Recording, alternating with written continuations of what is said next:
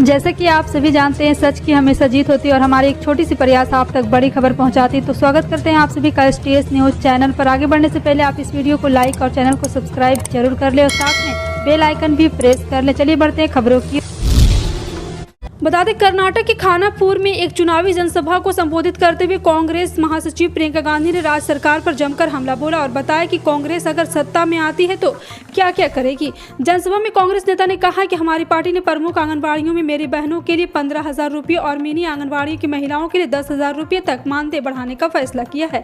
आशा कार्यकर्ताओं का मानदेय बढ़ाकर 8,000 रुपये किया जाएगा और दोपहर के भोजन के लिए काम करने वालों को 5,000 रुपये मिलेंगे। वाड्रा ने मुख्य आंगनबाड़ी कार्यकर्ताओं को उनकी सेवानिवृत्ति पर यह दुर्घटना के कारण मृत्यु होने की स्थिति में उनके नामित को 3 लाख रुपये और मिनी आंगनबाड़ियों के काम करने वाले 2 लाख रुपये देने को वादा किया है। केरल सरकार ने देश भर में रिपोर्ट किए गए मानव पशु संघर्ष से निपटने के लिए कानून लाने का राष्ट्रीय स्तर की सहमति मांगी है।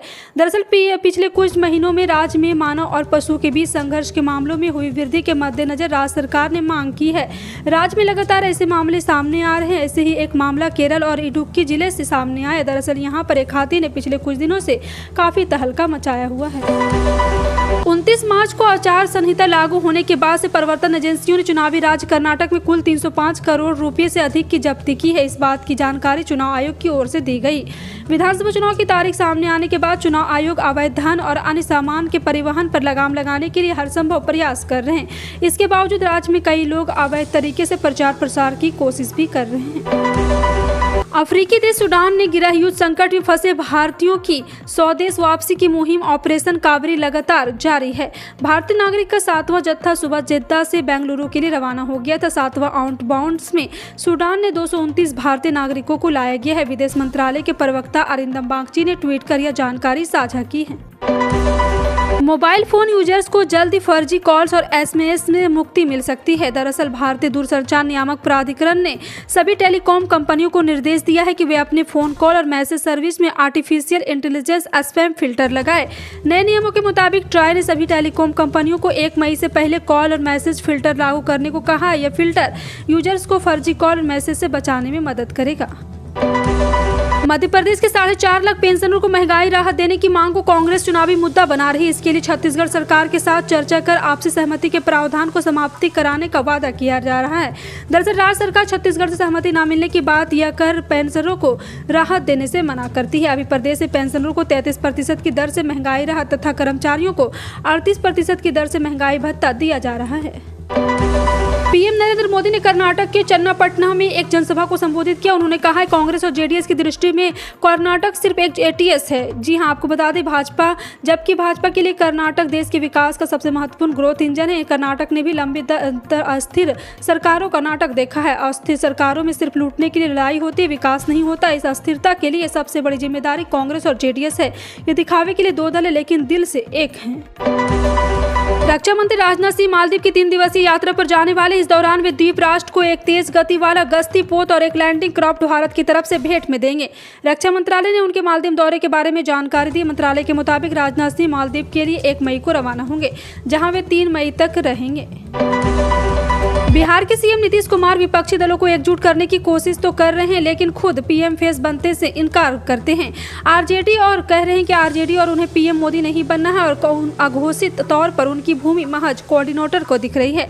अभी तक तो वे घर घर जाकर विपक्षी नेताओं से मुलाकात कर रहे हैं, लेकिन बंगाल की सीएम ममता बनर्जी की सलाह पर वे पटना में विपक्षी दलों की बैठक बुलाने के लिए तैयार हो गए। हालांकि उन्हें इसमें भी संदेह का सूत्र नजर आने लगा है। बिहार में बागेश्वर महाराज को लेकर सियासत तेज हो गई है। तेज प्रताप यादव के बयान के बाद बीजेपी नेता आरजेडी और बिहार सरकार पर हमलावर है। बेगूसराय पहुंचे केंद्रीय मंत्री गिरिराज सिंह ने बड़ा बयान दिया। उन्होंने कहा कि बागेश्वर बाबा अगर बिहार नहीं आएंगे तो क्या वो पाकिस्तान और बांग्लादेश जाएंगे, क्या मक्का मदीना में कथा करने जाएंगे। केंद्रीय मंत्री ने कहा कि अगर बागेश्वर बाबा का विरोध किया जाएगा तो सनातनी धर्म भी आगे आएंगे, हिंदू कभी बर्दाश्त नहीं करेंगे। दरअसल 2 दिन पहले पटना में पत्रकारों से बात करते हुए तेज प्रताप यादव ने कहा कि अगर बागेश्वर बाबा हिंदू मुसलमान को तोड़वाने का काम करेंगे तो मैं उनका विरोध करूंगा। मध्य प्रदेश के कूनो नेशनल पार्क में अफ्रीका से लाए गए चीतों के लिए अपर्याप्त जगह है। इस बात का दावा भारतीय वन्यजीव संस्था के एक पूर्व अधिकारी ने किया है। उन्होंने बताया कि 1 महीने से भी कम समय में 2 चीतों की मौत हो गई। दरअसल नेशनल पार्क 748 वर्ग किलोमीटर के एरिया में फैला हुआ है, जिसमें 487 वर्ग किलोमीटर का बफर जोन है। वहीं विशेषज्ञों का कहना है कि एक चीते का करीब घूमने फिरने के लिए तकरीबन 100 वर्ग किलोमीटर क्षेत्र की जरूरत पड़ती है। चेन्नई सुपर किंग्स और MS धोनी को लेकर लोग कितने इमोशनल हैं, ये किसी से छिपा नहीं है। मुकाबला देश के किसी भी कोने में हो, वो शहर चेन्नई के रंग में डूब जाता है। स्टेडियम में मेजबान से ज्यादा सपोर्टर तो धोनी को नजर आते हैं। अब उनके लिए 700 किलोमीटर दूर से चेन्नई एक्सप्रेस आई है, जिसके कुछ वीडियो CSK ने शेयर कर इन वीडियो को देखकर शायद हर कोई क्या मोहब्बत है, क्या नजारा है, ये गाना जरूर गुनगुनाने लगेगा। IPL 2023 के 41वें मुकाबले में चेन्नई के सामने पंजाब किंग्स है और मुकाबला चेन्नई अपने घर में ही खेल रही है। रूस यूक्रेन के बीच जंग बढ़ती जा रही। दोनों देशों की सेनाएं लगातार घातक हमले कर रही। रूस के कई इलाकों में यूक्रेन ने मिसाइल हमला किया। यूक्रेन के हमले से रूसी नागरिकों के मर जाने की खबर है। यूक्रेनी सेना ने ब्रियांस्क, बेलगरोगदा और रॉकेट दागे हैं। ऐसा माना जा रहा है कि रूस 30 अप्रैल को यूक्रेन पर बड़े हमले की तैयारी कर रहा था। यूक्रेन की तरफ से किए गए हमले को काउंटर अटैक माना जा रहा है। अप्रैल 2023 अपने अंत के करीब हो गया और मई आने वाला है। अब इस नए महीने में या तो कई नए वित्तीय वर्ष और कई नियमों के कार्यान्वयन को रद्द किया जाएगा। 1 मई से सभी नियमों का पालन किया जाएगा। GST से लेकर ATM तक कई बदलाव होंगे, जिसका सीधा असर आपकी वित्तीय सेहत पर पड़ सकता है। 1 मई से सबसे बड़ा बदलाव GST नियम है।